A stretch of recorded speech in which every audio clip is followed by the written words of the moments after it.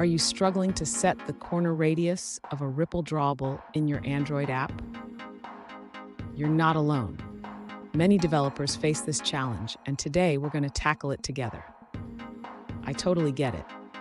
You create a RippleDrawable, but it seems like there's no straightforward way to adjust the corner radius. It's frustrating when you want that perfect look for your app, but can't find the right method.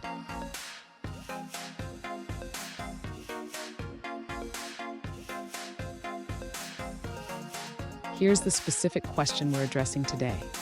One user asked, how can I set the corner radius of a RippleDrawable programmatically?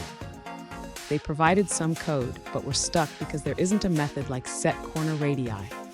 Sound familiar? Let's dive into this. So, what's the issue here? The RippleDrawable is a great way to create ripple effects, but its limitations can be a headache.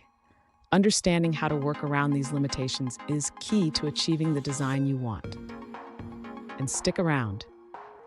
At the end of this video, I'll share a clever workaround that will help you achieve that corner radius you're looking for.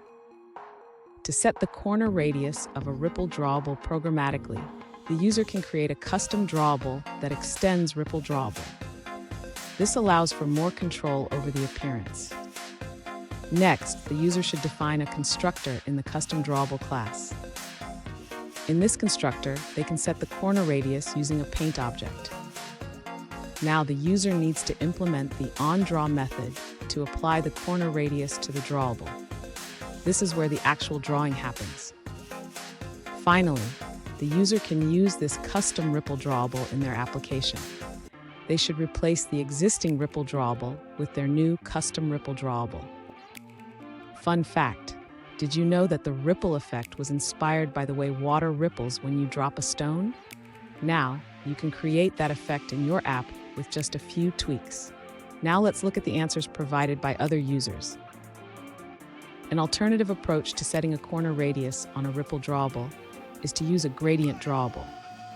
You can set the corner radius with the setCornerRadius method and then pass this gradient drawable as the second parameter when creating the RippleDrawable.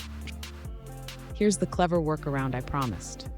Use a layer drawable to combine your shape drawable and RippleDrawable. This allows you to set the corner radius while maintaining the ripple effect. And there you have it. You can now set the corner radius of your RippleDrawable programmatically. Remember, creativity is key in development. If you found this video helpful, please subscribe for more tips and tricks.